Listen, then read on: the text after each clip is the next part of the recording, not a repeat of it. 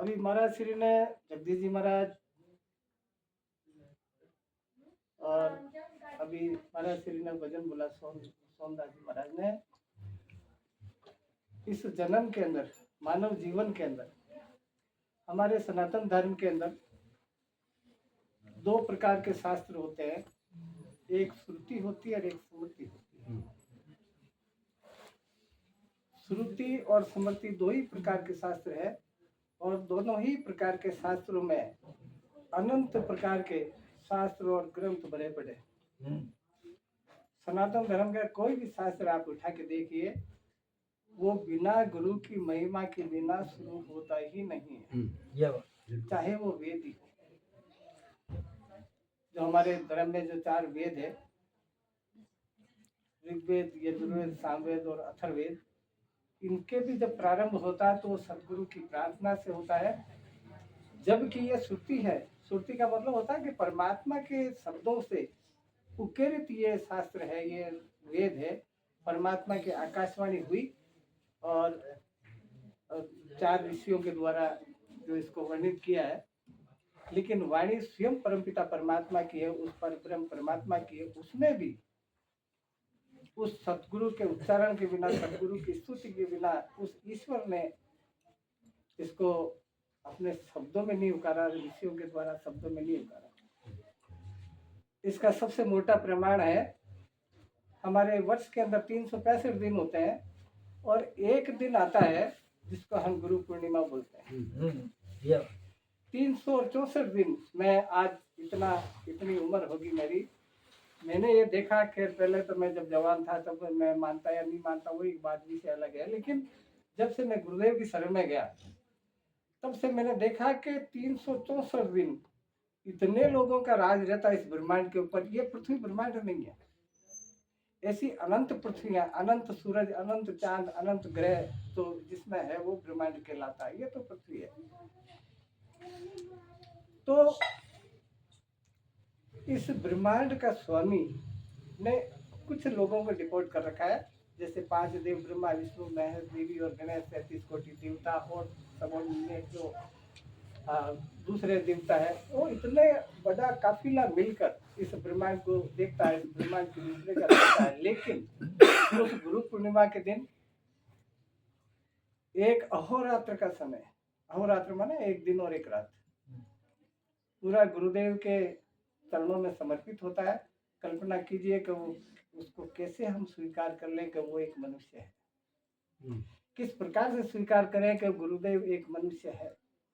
क्योंकि उस दिन चाहे ब्रह्मा हो, चाहे विष्णु हो, चाहे महेश हो, गणेश हो, देवी हो, 33 कोटि देवता हो या और कोई स्थानीय देवता हो, सब के सब उस सदगुरु के चरणों में समर्पित होते हैं।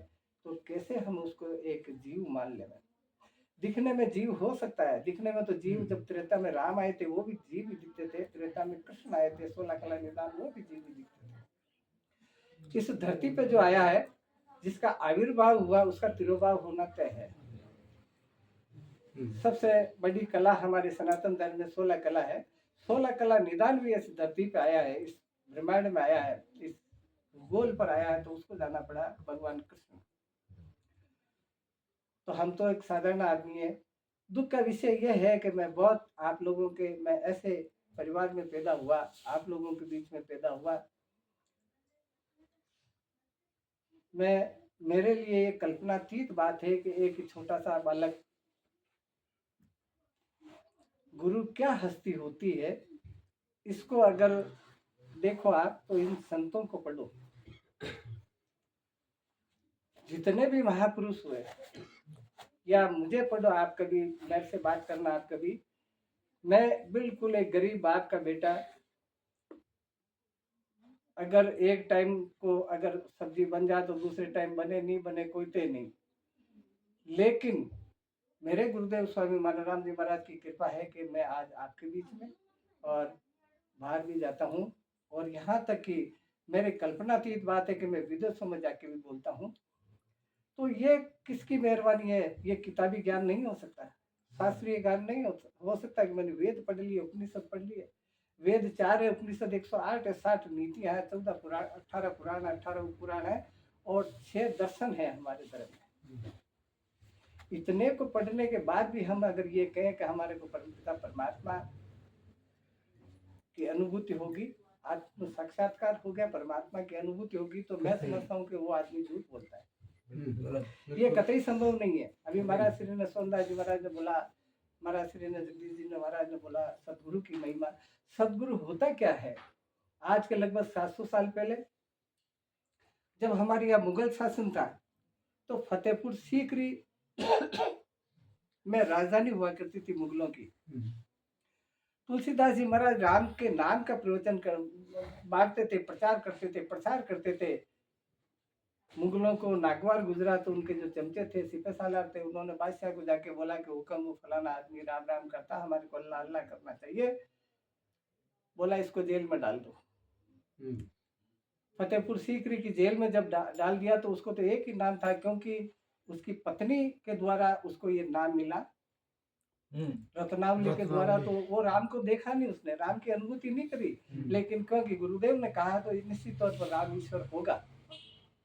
वो राम राम करता चित्रकूट पे बैठ गया, संतों के बीच में एक स्टेचू बना लिया और चंदन घिसता उसके लगाता, लेकिन क्योंकि राम का प्रचार प्रसार कर रहा था इसलिए उसको जेल में डाल दिया बादशाह ने। वहां पर उसको जानकारी हुई कि अगर हनुमान से भेंट हुई तो राम से निश्चित तौर पर भेंट होगी, तो हनुमान से दोस्ती करनी पड़ेगी। हनुमान को भी उसने देखा नहीं था, अप्रत्यक्ष रूप से विनय पत्रिका आप पढ़िए, हनुमान को भी देखा नहीं। उसने एक आइडिया लगाया कि इस प्रकार का इस प्रकार का जो वानर टाइप का है, जो परमपिता परमात्मा श्री राम का अनन्य भक्त है, और उसकी अप्रत्यक्ष रूप से उसको अनुभूति भी हुई। तो उसका आपको शायद कई जनों को याद नहीं होगा, राम जो हनुमान चालीसा का लेखन कार्य उस जो जेल के अंदर हुआ तुलसीदास जी के द्वारा, फतेहपुर सीकरी की जेल के अंदर। तो जब ये अंदाजा लगाया, मैं ये बात बताना चाह रहा हूँ कि गुरु होता क्या है। हनुमान चालीसा जब लिख रहे तो मेरे शब्दों का आप देखना, क्योंकि हम कोई भी शास्त्र पढ़ते हैं, कोई भी उपनिषद पढ़ते हैं, वेद पढ़ते हैं, तो हम सिर्फ उसके शब्दों को पढ़ते हैं। हर पुस्तक के अंदर, हर धार्मिक किताब के अंदर, हर ग्रंथ के अंदर, हर शास्त्र के अंदर ये लिखा होता है कि भाषा टीका सहित। हम या तो भाषा पढ़ लेते हैं या उसका टीका पढ़ लेते हैं, इतिश्री कर लेते हैं। न तो भाषा अंतिम सत्य है, सत्य तो है, लेकिन उसका निचोड़ तो निकालो, भावार्थ भी तो उसका भावार्थ तो होना चाहिए ना। भाई गीता लिखी है, गीता के शब्द है भगवान कृष्ण के है, और उसकी टीका करी किसी विद्वान ने करी है। वो विद्वान की जितनी समझ थी उसने उसकी टीका करी है। भावार्थ समझना चाहिए, और भावार्थ के बाद भी यथार्थ समझना चाहिए, जब जाके पता पड़ेगा कि इसका निचोड़ है क्या। तो जब लेखन कार्य कर रहे थे वो उसका हनुमान चालीसा का, तो देखिए मेरे शब्दों को देखना आप। हनुमान चालीसा आप सब लोगों को याद होगी। हनुमान चालीसा के जो प्रथम के अंदर श्री गुरु चरण सरोज रज निज मन मुकुर सुधार, वर्णव रघुवर विमल जस जोता एक फलचार। श्री गुरु महिमा हनुमान जी की लिख रहा हो, और नाम किसका दे रहा है? गुरु का। श्री गुरु चरण, सबसे पहले गुरुदेव का स्मरण करता है। श्री गुरु चरण सरोज रज निज मन मुकुर सुधार, वर्णव रघुवर, रघुवर कहते हैं राम को, रघुवर विमल जस जोदायक फलचार। क्योंकि तुलसीदास को पता है, ये पता है तुलसीदास को कि अगर राम से मिलना है ना, किसी कलेक्टर से अगर मिलना हो ना, तो उसके चपरासी से मिलना पड़ेगा। चपरासी से दोस्ती कर लो, डायरेक्ट आप नहीं मिल सकते। इस जिले का जो कलेक्टर है, जो एसपी है, उससे डायरेक्ट आप नहीं मिल सकते। उसका जो सबऑर्डिनेट स्टाफ है उससे मिलो, पीए से मिलो। तो सबसे पहले तो गुरुदेव का स्मरण करते हैं वो तुलसीदास जी। गुरुदेव कौन? रत्नावली, उसकी पत्नी। और उसके बाद रघुवर, राम का अगर नाम लेंगे तो उसको आना पड़ेगा, क्योंकि एक हम लोगों की सबसे बड़ी विडंबना क्या है कि हम रामचरितमानस पढ़कर और राम से बन जाते हैं, वैष्णव बन जाते हैं, राम के प्रेमी बन जाते हैं। सजनों, रामचरितमानस में अभी थाईलैंड गया था, मेरा थाईलैंड का दौरा था, वहाँ प्रवचन थे मेरे। वहाँ राम की चलती है, और वो मानते हैं कि राम हमारा है, हमारे पूर्वज है। 300 से ज्यादा रामायण के ऊपर लेख है, लेकिन हम रामचरितमानस लेके और घर में रख लेते हैं, उसका अध्ययन कर लेते, तो हम कह देते हम तो रामचरितमानस का पाठी है। भाई रामचरितमानस तो भक्ति भाव से लिखी गई है।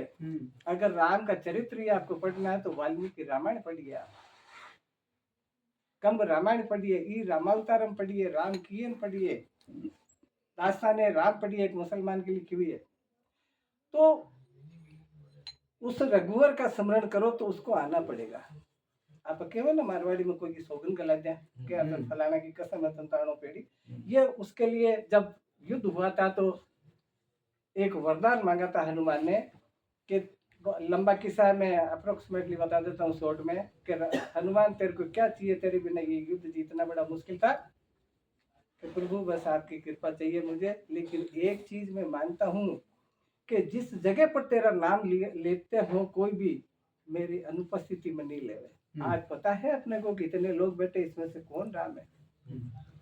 हमें तो वो नाम मालूम है कि वो फलान जी है, फलान जी है, फलान जी, वो किस रूप में आ जाए कोई पता नहीं। तो जब, और फिर दूसरी बात आगे लिखते हैं हनुमान चालीसा में कि जय जय जय हनुमान गोसाई कृपा करो गुरुदेव की ने, अगर तू आ भी जाए, हनुमान को कह रहे कि अगर तू आ भी जाए इस जगह पर, मेरे सामने आ भी जाए, तू राम का भक्त है और तू आएगा तो राम को आना पड़ेगा, लेकिन ये याद रख जय जय जय हनुमान गोसाई कृपा करो गुरुदेव की नहीं, तू परमात्मा की तरह मत आना मेरे सामने। गुरुदेव की तरह आना। परमात्मा अगर आएगा तो एक बार आके हाँ क्या चाहिए कि मुझे मकान बनाना के तथास्तु काम छुट्टी, फिर बाद में नहीं आना। और अगर गुरुदेव की तरह आएगा तो 10 बार मैं जितनी जब भी चाहूंगा, मेरे जब भी ये में हिलोर उठेगी तब आना पड़ेगा उसको, क्योंकि गुरु वो अभी महाराज श्री ने एक वचन बोला कि ये जहाज है गुरु। मैं, मेरा अनुभव है ये इस बात का कि इस जन्म के अंदर हम दो प्रकार के लोग हैं, गुरुमुखी है गुरु, एक तो सुग्रे लोग जिसको बोलते हैं जो गुरुदेव की शरण में गए हुए हैं, और एक होते हैं जो नुगरे जो गुरुदेव की शरण में नहीं गए हुए हैं। मैं तो यही कामना करता हूँ सब लोगों से, जहाँ भी जाता हूँ बोलता हूँ तो यही बात कहता हूँ कि गुरुदेव की शरण के बिना कल्याण कालातीत है, 3 काल में नहीं होगा। अगर कल्याण गुरु के बिना होना है तो कृष्ण के लिए क्या दुर्लभ था वो 16 कला निदान था, राम के लिए क्या दुर्लभ था वो 12 कला निदान था। उनको गुरु करने की कहाँ जरूरत पड़गी, विष्णु को कहाँ जरूरत पड़गी, ब्रह्मा और शंकर को कहाँ जरूरत पड़गी, लेकिन उनको भी जाना पड़ा। बिल्कुल गुरु उनको भी हाँ, क्योंकि ये यही एक साधन है। हम जब इस धरती पर आते हैं, सांस लेकर आते हैं, जब इस माँ के पेट से इस धरती पे आएंगे ना, मैंने सांख्य योग में आचार्य किया है, इस धरती पे आएंगे तो माँ के पेट से आते ही, इस धरती पे आते ही बालक सबसे पहले श्वास को लेता है, और जब यहाँ से जाएगा ना, इस भौतिक शरीर को छोड़ेगा, जाता कहीं नहीं है, भौतिक शरीर को छोड़ेगा तो श्वास को छोड़कर जाता है। लेना और छोड़ना इसके बीच का नाम जिंदगी है। श्वास लिया और श्वास छोड़ा, किसी का कर्जा नहीं है, इसी का नाम जिंदगी है। और इसी जिंदगी के अंदर हम अगर परमपिता परमात्मा की अनुभूति नहीं करें, अरे आज मैं बोल रहा हूँ, आप सुन रहे हो, ये लाइटें जल रही है, ये हमारा कैलाश जी चले गए हमारे बीच में से, भौतिक रूप से गए, निश्चित रूप से सूक्ष्म रूप से हमारे बीच में ही है, सुन रहे होंगे ये। लेकिन क्यों, कई बार ये प्रश्न पूछा जाता है कि अगर वो मरने वाला मरा नहीं है तो और हमारे बीच में है तो क्या प्रमाण है? मैं बताता हूँ प्रमाण आपको। जिस भौतिक शरीर को आप श्री कैलाश जी मानते थे, उसको हम दफना के आगे पंच भौतिक शरीर, उसको पंच तत्वों में विलीन करके आगे सूक्ष्म शरीर कहाँ गया? सूक्ष्म शरीर तो हमारे बीच में, आज ये हमारे बीच में है, लेकिन क्योंकि इनके पास जो एक्सलेशन पावर थी, जो बोलने की ताकत थी, जो चलने की ताकत थी, जो सुनने की ताकत थी, उन ताकतों को हम जला के आ गए, कान को, आंख को, नाक को, पैर को, हाथ को, सबको। लेकिन जो जो सूक्ष्म शरीर है ना, वो आज भी है। इसीलिए तो हम कर्मकांड के अनुसार, जब मैंने आचार्य किया तो कर्मकांड, फिर ज्ञान कांड आता, फिर कर्मकांड आता, फिर उपासना, फिर ज्ञान कांड आता। तो कर्मकांड का आप अगर कोई शास्त्र पढ़िए तो आप पितृ दोष क्यों करते हो? हम करते हैं ना पितृ दोष, बहुत सारे लोग करते हैं, यानी निश्चित तौर पर वो होगा तभी तो करते हैं ना, तभी करते। हाँ, लेकिन सबसे बड़ी दुविधा की बात यह है कि आज जो भी हम इनके नाम से जो राम नामी कर रहे हैं, सत्संग कर रहे हैं, बाहर से संतों को बुलाया है, ये इनके खाते में जुड़ेगा निश्चित तौर पर। और मेरी आवाज वो भी सुन रहे होंगे, यत्र तत्र कहीं होंगे इधर उधर हमारे पास, क्योंकि सूक्ष्म शरीर कण कण में रहता है। मैं एक आपको प्रश्न बता देता हूँ कि आप लोगों के दिमाग में अगर ये शंका हो कि भाई सूक्ष्म शरीर है क्या, मेरे पास संत और भी है बोलने वाले, मैं सूक्ष्म रूप से ही बताऊंगा आपको, 10-15 मिनट आपको बता के कि एक बार मैं मकाऊ के अंदर प्रवचन कर रहा था, तो एक सज्जन ने पूछा था कि सूक्ष्म शरीर, व्हाट इज सूक्ष्म नेचुरल बॉडी, सूक्ष्म शरीर होता क्या है? आप इधर सो रहे हो और आपको सपना आ रहा है, आप दिल्ली में चले गए और दिल्ली में 10 मंजिल से गिर गए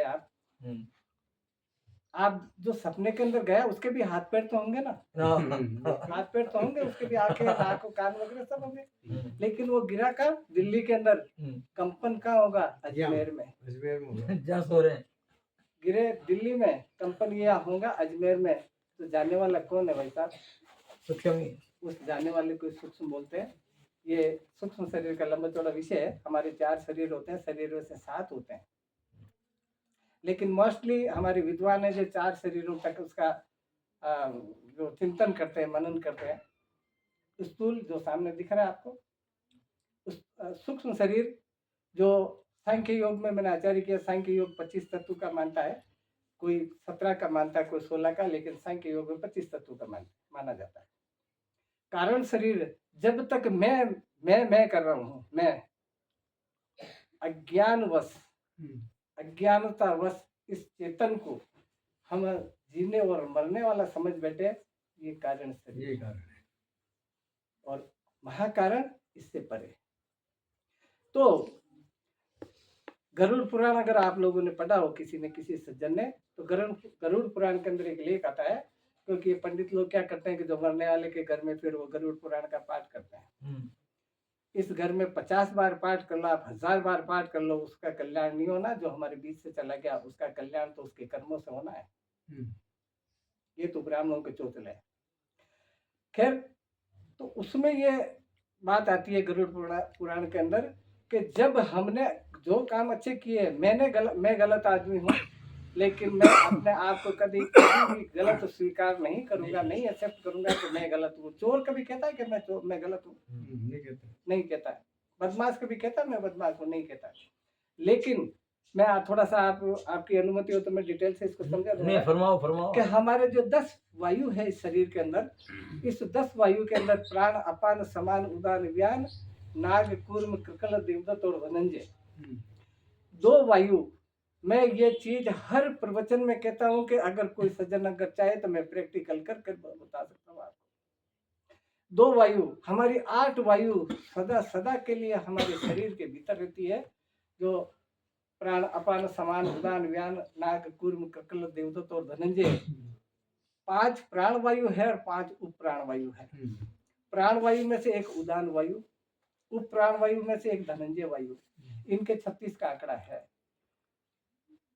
बहुत बार हमारी माताएं बहनें या हमारे जो बुजुर्ग हैं, हम कोई गलत काम करके आ जाते हैं या किसी को मार दाड़ करके आ जाते हैं, तो हमारी माताएं बहनें या पिता कहते हैं ना, तेरे सिर पे क्या काल घूम रहा है, क्या केवल ना महाराज। इसका प्रत्यक्ष प्रमाण आप नाके बालों में कंघा बालों में तेल मत लगाओ और कंघे को 2-4 बार यूं करो, आपके बाल खड़े हो जाएंगे। धनंजय वायु रहती है इधर ऊपर, उदान वायु कंठ में रहती है। मैंने क्या अच्छा किया है, क्या बुरा किया है, मुझे नहीं लगता है। मेरे को अच्छे कामों की जानकारी है, लेकिन बुरा मुझे कभी भी, मैं नहीं कहूंगा मैंने बुरा किया। लेकिन उदान वायु के अंदर एक फ्लॉपी होती है, जो हम मोटरसाइकिल कारों के अंदर वजन सुनने के लिए वो डालते हैं ना, पेन ड्राइव, ये पेन ड्राइव है। ये इस जगह पर उदान वायु हमारे तमाम कर्मों को कलेक्ट करके रखती है, और जब ये कलेक्ट करके सूक्ष्म शरीर का वाहन बनाकर, सूक्ष्म शरीर को वाहक बनाकर अगली मां के पेट में स्थापित हो जाती है। कई बार क्या हो रहा है, बहुत बार ये प्रश्न पूछा जाता है कि कैसे स्वीकार करें कि वो कर्म लेके गए। भाई, हम किस जाति के हैं, किस वर्ण के हैं, किस शहर के रहने वाले हैं, वो मायने नहीं रखता है। कोई आदमी हमारे से 700 किलोमीटर दूर रहता है, हमारे समाज का भी नहीं है, लेकिन उससे इतनी घनिष्ठता हो जाती है कि उसको देखे बिना, उससे बात करे बिना हम खाना नहीं खावे, पचे नहीं, निश्चित तौर पर पूर्व जन्म का आपके उसके साथ कोई कनेक्टिविटी, कनेक्ट है, बिल्कुल सही। क्योंकि जानकारी इसके बीच में पर्दा डाल देता है, क्योंकि सूक्ष्म और स्थूल के बीच में एक पर्दा है। तो परमात्मा क्या करता है कि विधाता क्या करता है कि विधाता अपनी तरफ से कुछ नहीं करता है, हमारे कर्मों के अनुसार शरीर मिलता है और एक दीवार डाल देता है कि पिछली स्मृतियां उसको याद ना रहे। अगर याद रहे तो मेरे किसी ने मारा, सिर में चोट मारी, मैं मर गया, तो अगले जन्म में जिस भी माँ के पेट में जाऊंगा तो मुझे तो पता रहेगा फलाने आदमी ने मारा तो मैं उसको मारूंगा, इसीलिए ये दीवार डाल देते हैं। तो यही कारण है कि अंत समय के अंदर जब गरुड़ पुराण आप पढ़िए तो उसमें लिखा है, हमारे जो ईशोपनिषद पढ़िए उसमें लिखा, उसमें साफ लिखा है कि जब अंत समय होता है, जब अंतिम श्वास छोड़ रहा होता है आदमी, इसी धरती की, इसी पे छोड़ के जाता है, इसी वायुमंडल की, तब वो परमात्मा क्या करता है कि कुछ सेकंड के अंदर, थोड़े बहुत अल्प समय के अंदर हमारी पूरी जो गाथा बता देता है पूरे जीवन की, मैं 60 साल जिया, 70, 80, 90 जितने भी साल जिया, जैसे भी मरना है मुझे, वो मेरी पूरी गाथा बता देगा, तूने ये अच्छा किया, ये बुरा किया, इजिकल तो इसका रिजल्ट आ गई है, हाथों हाथ।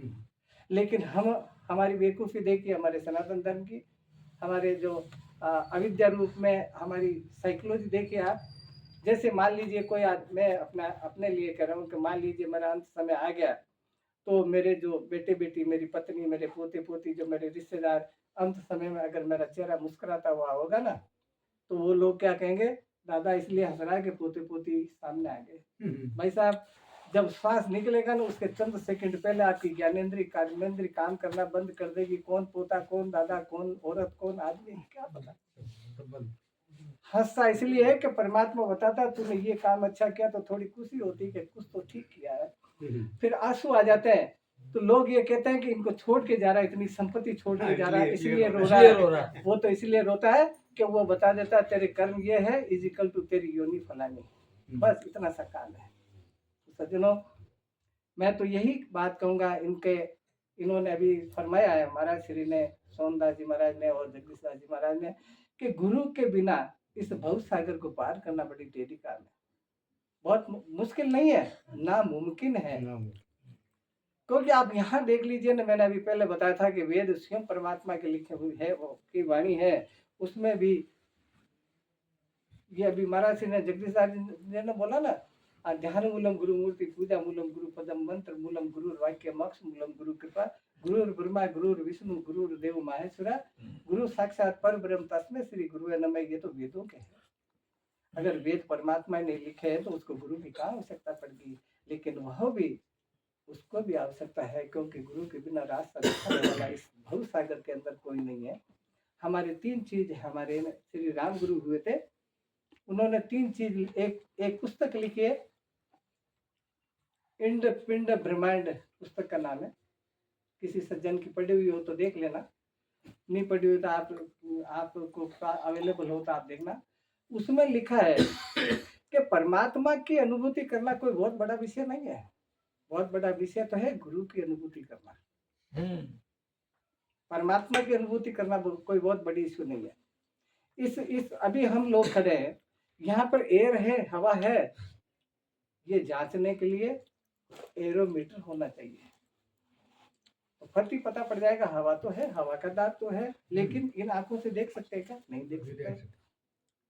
परमात्मा कण कण में है, लेकिन उसका जांचने का मीटर है ना इन लोगों के पास है, संतों के पास, गुरुदेव के पास है, शास्त्रों में नहीं। शास्त्रों में ज्ञान है खाली, और ज्ञान की एक अल्प सीमा होती है। सुबह अखबार 5 रुपए का आता है, शाम होते होते 10 रुपए का हो जाएगा। इसीलिए सदगुरु वह महाशक्ति है। मैंने पिछली बार अभी महेशशाली में सत्संग थी, वहां एक वाक्य बताया था कि गुरु वो महापुरुष है जो, आपने ये अक्सर मैं कहता रहता हूँ, बार बार कहता हूँ, कई जने सुनते हैं तो वो आप सोचेंगे कि बार बार एक एक बात घसीटते हैं। ये बात क्योंकि मेरी अनुभूत बात है, मैंने देखा है, इसको करके देखा है, इसलिए मैं आपको बताता हूँ कि जो अपन गांव के अंदर वो जो पीली मक्खी का घर बनाते हैं ना, मक्खियां बनाती है, मारवाड़ी में टाटो बोले बिना। हम्म, वो जब उसमें लटे लाके डालती है और उस लटों को अगर वो टाटिया निकालेगा तो टाटिया भृंगी निकालेगा, और अगर आप निकालो, आप फोड़ोगे उसको तो लटे निकलेगी, चाहे आपने पढ़ाई कितनी ही कर ली हो। सेजो भाई ने लिखा कि गुरु चार प्रकार के जिनके न्यारे न्यारे अंग, मलियागिरी पारस कहूँ दीपक और भृंग, मलियागिरी गुरु ग्रंथ है पारस साधु जान, सतगुरु भृंग समान है, और सतगुरु भृंग समान है। दीपक जो सत्संग है, दीपक सतगुरु जो सत्संग है। देखो मैं भूल गया।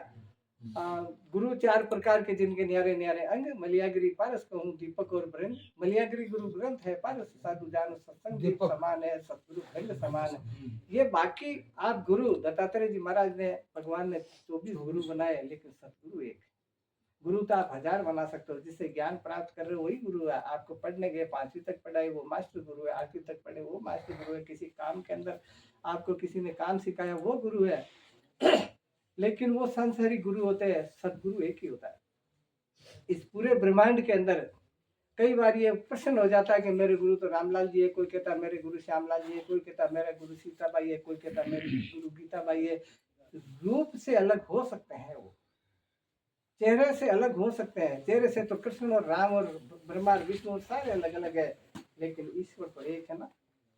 बाइबल कहती है गॉड इज वन, हमारा शास्त्र के सनातन धर्म कहते हैं ईश्वर एक है। मुसलमान कहते हैं कि खुदा एक है। हाँ खुदा एक है। अल्लाहू अकबर लिखते वो जिसकी कब्र नहीं खुदती हो, जिसकी कब्र नहीं खुदे वो अल्लाह है। एक अबर, हाँ अकबर, एक अबर जो है, जिसकी कबर नहीं है। तो हर धर्म चाहे कोई भी हो, वाहे गुरु दा खालसा पंजाबी लोग बोलते हैं। पंजाबियों के गुरुद्वारे को गुरुद्वारा क्यों कहते हैं? क्योंकि वो ओंकार नहीं है, वो द्वार है, उस गुरु का द्वार है वो, यानी उसमें प्रवेश करो तब वो ओंकार के दर्शन होंगे। सिखों का कहना यह है, गुरु ग्रंथ साहब का कहना यह है, और हमारे तमाम शास्त्रों का कहना है कि गुरु की स्तुति के बिना, गुरु के चरणों की रथ आशीर्वाद के बिना, गुरु के सानिध्य के बिना आप परमात्मा की अनुभूति नहीं कर सकते हो। परमात्मा तो सर्वत्र है। बिन पद चलई सुनई बिन काना, कर बिन कर्म करे विधि नाना, आनंद बिना सकल रस भोगी, बिन बानी बढ़ता बक जोगी। ऐसा है वो परमात्मा। मैं बोल रहा हूँ, ये परमात्मा ही तो बोल रहा है, आप सुन रहे हो, परमात्मा ही तो सुन रहा है। कौन है सुनने वाला? अगर सुनने वाला रामलाल या श्यामलाल होता तो मरने के बाद भी वो बॉडी के सारे पार्ट्स ऑर्गन तो वैसे ही है। फिर वो सुनने वाला कहाँ गया? क्योंकि सुनने वाला स्वयं परमात्मा है। इस पंच भौतिक शरीर के अंदर जो ईश्वर ने अपना स्थान बना रखा है आत्मा के रूप में, उस आत्मा की अनुभूति करना है तो सतगुरु के चरणारविंद में उसकी कृपा के बिना संभव नहीं है। और इस जीवन में हम आए हैं तो अगर गुरु की शरण में गए हैं, मान लीजिए आप कल्पना कीजिए कि आपका कोर्ट में केस चल रहा है और आपने LLB नहीं LLM कर लिया, आप तो हाई कोर्ट नहीं सुप्रीम कोर्ट के वकील हो, लेकिन तो भी आपको वकील करना पड़ेगा। वो मजिस्ट्रेट आपकी बात नहीं सुनेगा। आप ये नहीं कह सकते मैं वकील हूँ, हाई कोर्ट का सुप्रीम कोर्ट का वकील हो, वकील कर ले या लोकल। आप माध्यम जो है, माध्यम कल्पना कीजिए कि भौतिक कोर्ट के अंदर आपको केस फाइट करने के लिए एक काले कोर्ट वाला चाहिए जिसको हम वकील बोलते हैं। तो उस परमात्मा की कोर्ट में कैसे आप मान लेते हो कि बिना सतगुरु के आपकी पैरवी कौन करेगा? आपके माता पिता, भाई बंद, बेटा बेटी, पोते पोती सब तो यहाँ रह जाएंगे, कौन पैरवी करेगा? और वो सूक्ष्म जगत है। अभी एक बात और बता दूं कि अधिकतर हम लोग ये बोलते हैं स्वर्ग लोग गए प्राणी जी, यही कहते हैं। अधिकतर लोग मैक्सिमम हम यही कहते हैं स्वर्ग लोग गए प्राणी की जय। स्वर्ग लोग क्या है, मैं इस पे थोड़ा आपको डिस्कस कर दूं कि स्वर्ग लोग और नरक लोग ऊपर कोई ऐसा प्लेटफॉर्म नहीं है। सारे यही आप है। शास्त्रों का मंथन कीजिए, ऊपर कोई भी नहीं है। आपने अगर विज्ञान पढ़ा हो तो पृथ्वी तो गोल है। आज हमारे लोग तो, हमारे वैज्ञानिक तो चांद और सूरज और पता नहीं कहाँ कहाँ चले गए, मंगल वगैरह पता नहीं कहाँ कहाँ चले गए। कोई तो किसी को तो स्वर्ग और नरक मिला नहीं। आप अंबानी के घर में पैदा हो गए तो स्वर्ग है। जो गवर्नमेंट कॉलेज के पास में वो जिसके टांगे नहीं है, जिसके हाथ नहीं है, आंखें फूटी हुई है, वो गाड़ी में बैठ के घूम रहे, वो नरक है। स्वर्ग और नरक नाम का प्लेटफॉर्म ऊपर है ही नहीं। हमारे बहुत सारी हमारे शास्त्रों के अंदर एक कमियां कह सकते हैं हम, और हम उसी को रगड़ रहे हैं। बहुत बार ऐसे आपने सुना होगा, हमारे 33 करोड़ देवता, भाई साहब 33 करोड़ तो उस टाइम जनसंख्या ही नहीं थी, 33 करोड़ देवता कहाँ से आ गई? यानी एक एक आदमी के पीछे 10-10 देवता होंगे।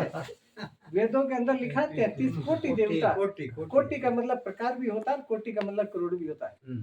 33 प्रकार के देवता है, 33 प्रकार। लेकिन हम तो बस वो बोलेंगे ना तो 33 करोड़ ही बोलेंगे।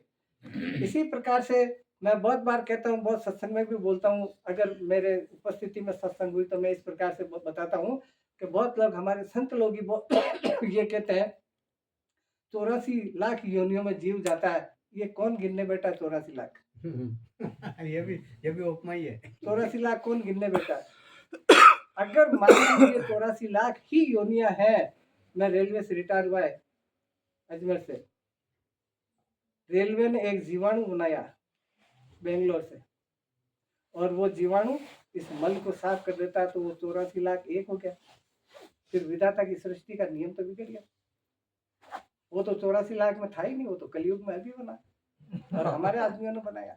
हाँ, लक का मतलब अपन कहते ना, हमारी बात लिख ले जाए, क्या ना कोई ना लक, यानी जान ले, हाँ जान ले, समझ ले, चौ समझ मतलब चार, राशि मन प्रकार, प्रकार, 4 प्रकार के जीव इस सृष्टि, चारों खाने, चारों खानी, हाँ, इस चार खानी है। ब्रह्मा परमात्मा विधाता की सृष्टि में 4 प्रकार के जीव है। वो भिन्न है, है? वो 4 प्रकार के भिन्न है, भिन्न है, हाँ। लेकिन हम तो लक 84 गाते रहते हैं। उनको लखना, हाँ, उसको लखना है बस, लखना हाँ। उनको है। और सर्वश्रेष्ठ योनि हमारी हम चारों प्रकार की खानियों को खाने को लख ले, मानव को योनि है। हाँ, वही है। तो कर्मों के अनुसार फिर उन खानियों में जाना पड़ेगा। मेरी वाणी को विराम देने के पहले मैं पुनः आपसे ये आग्रह करता हूँ कि इस जीवन को अगर सफल बनाना तो यही एक मौका है। इस जीवन के बाद कोई भी आपको जीवन ऐसा नहीं मिलेगा कि आप सतगुरु के शरण में जा सकते हो। कोई गधेड़ो जाएगी, कोई गाय भैंस कुत्तो जाएगी, कोई नहीं जा। मनुष्य ही जा सकता है। मनुष्य में ये काबिलियत है। मनुष्य में ये हाँ। तो इस जीवन के अंदर अगर हम गुरुदेव की शरण में गए तो निश्चित तौर पर, क्योंकि उसका हाथ ही ऐसा है, उसको जो हमारे कान के अंदर जो शब्द बोलेगा, शब्द होता है 2.5 अक्षर का शब्द होता है। 3 अक्षर का जो कालातीत है, गुणातीत है, गुरुदेव हमारे कान में बोलते हैं ना, वो शब्द नहीं बोलते, शब्द बोलते हैं, और हमारी काया पलट जाती है। मल्लुकदास जी महाराज वंशी वट के नीचे उनकी हत्या, शांत हो गए थे, वो शरीर छोड़ दिया था उन्होंने, तो वो जा रहे थे, उनकी डेथ बॉडी को ले जा रहे थे लोग भाई, उनके चेले चपाटी। उधर हमारे गांव में क्या करते हैं कि पहले शादी कर देते हैं, उसके बाद में बच्चों की शादी कर देते हैं, बड़े होते तब वो मुकलावा करते थे। तो किसी भाई का मुकलावा करा तो उसको विदा कर देते, और उधर से उनकी शव यात्रा आ रही थी मल्लुकदास जी महाराज की। गुरु क्या होता है, उनकी जब शव यात्रा आ रही थी ना, बैकुंठी आ रही थी, तो उसके बाप ने कहा कि अब सुकून हो गया, क्योंकि मुर्दा सामने आ गया। मुर्दे को ला रहे हैं। आप कल्पना कीजिए, मल्लुकदास जी का शास्त्र पढ़िए आप। जब ये बात मल्लुकदास जी को पता पड़ा, मल्लुकदास जी जिसने शरीर छोड़ दिया, उस मल्लुकदास की बात कह रहा हूँ मैं। तो मल्लुकदास जी ने हाथ निकाला बाहर कि भाई कोई अपशकुन नहीं, तू तो थारे घर जा, मैं थोड़ा रुक कर चले जाओ।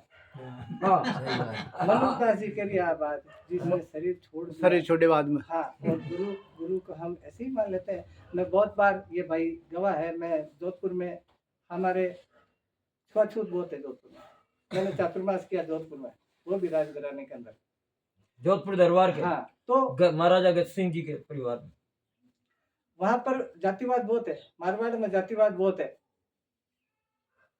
हम अगर, मैं तो वहां भी ये बात कहता हूँ कि अगर गुरु के अंदर आपने जाति देखी, गुरु के अंदर एलिमेंट देखो, तत्व देखो। गुरु एक एलिमेंट होता है, तत्व होता है। गुरु को फिजिकली बॉडी नहीं होती है।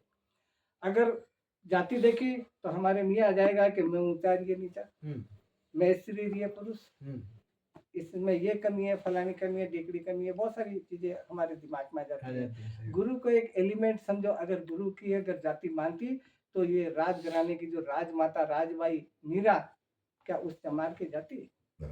रविदास जी महाराज को शिष्य, उनकी शिष्य बनी वो। और द्वारका गवाह है। आप लोगों में से अगर कोई द्वारका गया हो तो देखना, नहीं गया हो तो आप मेरी बात पे यकीन करना, आप जाके देख लेना। जब रतन सिंह को पता पड़ा कि मेरी भाभी ऐसे ऐसे नाटक करती है और एक राजा की बहू होके महाराज भोजराज जी की, और इस प्रकार से हमारा बदनाम करती, क्योंकि ठाकुर में ये एक मुंह की बात होती है, कृष्ण कृष्ण करती फिरती है भिखारी की तरह।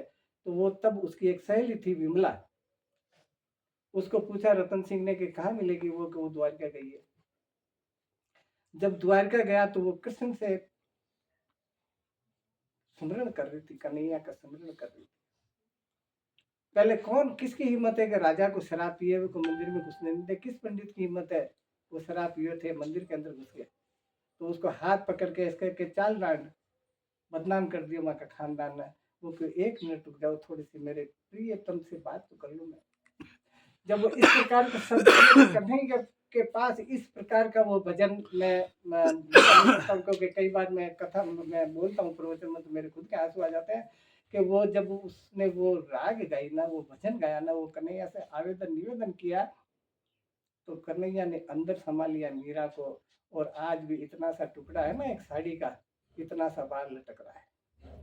हमारे नासा और इसरो वालों ने कई बार वहाँ जांच करी, लेकिन उनको ही पता नहीं पड़ा कि तो 600-700 साल पुराना लगता है इसका कलर देखकर। वो इन्वेस्टिगेशन करता ना। किसकी मेहरबानी है ये? मीरा की मेहरबानी नहीं, उस चमार गुरुदेव की मेहरबानी, गुरु की मेहरबानी, रविदास जी की। रविदास जी महाराज की मेहरबानी है। तो सज्जनों, मैं तो मेरी वाणी को विराम देता हूँ, और इस जग के अंदर, इस दुनिया के अंदर अगर हमारे को कल्याण करना है तो निश्चित तौर पर हमारे को गुरुदेव की शरण में जानी चाहिए। और यही एक आखिरी मौका है, क्योंकि मनुष्य के बाद मालूम नहीं हमारे को किस योनि में प्राप्त हो, क्योंकि संतों की तो कल्पना आपको करनी नहीं है। मैं आम आदमी की बात बता रहा हूँ कि किस योनि में जाए कोई पता नहीं। कल्पना कीजिए कि एक नाभादास जी महाराज हुए हमारे सनातन धर्म के अंदर, और बड़ा दुख का विषय है। मैंने कई सत्संगों में ये कहता हूँ कि हम अजमेर के वासी हैं, और अजमेर में और उनका स्थान अजमेर है। में नाभादास जी की समाधि है, जिसपे ये मुसलमान लोग ये कब्जा अपने पजामे सुखाते हैं। वो मुसलमान मियाँ आना सागर की जो वो रोड निकली वो है ना, मैं बताई छतरी हाँ। छतरी तो बड़ा नाभादास दुख जी का की। विषय है कि ऐसे महापुरुष जिसने अजमेर में, सतयुग से लेकर नाभादास जी की और छतरी है ना, आज तक बालाजी जितने के भी सामने महापुरुष नीचे। हुए हैं और होने हैं, वो छतरी नाभादास जी की है। वो नाभादास जी की महाराज की जो कृपा है। टोली समाज में है। और नाभादास जी और आपके उसमें समाज में है ना वो। सुनो महाराज, टोली समाज। उस महापुरुष की वो गति। सुनेगा क्या? अभी एक बार मैं बहुत पहले, मैं करीब 45 साल से आचार्य श्री से जुड़ा और उन्हीं की मेहरबानी से मैंने आचार्य किया, जो जोधपुर राम प्रकाश आचार्य से एक प्रश्न किया था मैंने कि महाराज मेरी हार्दिक इच्छा है कि नाभादास जी की जहाँ समाधि है उसके मैं दर्शन करूं। तो आज के करीब 40 साल पहले आचार्य श्री ने कहा कि तू रहता कहाँ है? मैंने कहा मैं अजमेर रहता हूँ। तो वो बोले पागल तू है कि मैं हूँ? अरे अजमेर तू रहता है, अजमेर में नाभादास जी की समाधि, और मेरे से पूछ रहा है, मैं तो जोधपुर रहता हूँ। मैंने रिसर्च करा महाराज के बताए अनुसार, तो मेरे पास आज भी उसकी फोटो है। वो पट्टी का लगी हुई थी शिलालेख, लेकिन बड़े दुख का विषय है, हटा दी उसको। बड़ा दुख का विषय है कि मैंने राजनेताओं से बोले, दुनिया ने कब्जा कर हमारे लिया। जो आईएएस आज की अफसर है, आईएएस लेवल के, आरएस लेवल के, उनको भी बोला, कोई निष्कर्ष नहीं, किसी को अपने घर से ही फुर्सत नहीं उनको। मैंने जो ललित वाटिका ये किशनगढ़ वाला, उसको भी बोला, वो या सैनी का ही नाम है, विकास चौधरी। हाँ विकास चौधरी नहीं, वो ललित वाटिका, ललित भाटी तक पूरा मेरी सुरेश टाक, हाँ सुरेश टांक है। लेकिन कोई निष्कर्ष नहीं निकला। मेरे पास फोटो है इस मोबाइल के अंदर। अभी क्या करा, कोई सैनी सुनार समाज ने उसको पेंट वगैरह करा, रंग रोशन कर दिया, उसके एरिया को कवर कर लिया, कब्जा कर लिया उन्होंने पट्टिका को तोड़ दी। अब आपके पास कोई प्रूफ नहीं है, तो बड़ा दुख का विषय है। और अपना साइन बोर्ड लगा दिया उसको। हाँ, तो सज्जनों, मैं तो मेरी वाणी को विराम देने के क्रम में यही कहूँगा आपको कि अगर हमारे को सतगुरु की शरण में हम लोग, हम जीव तर जब ही सकता है, फिर जब ही सकता है जब सतगुरु की शरण में हो।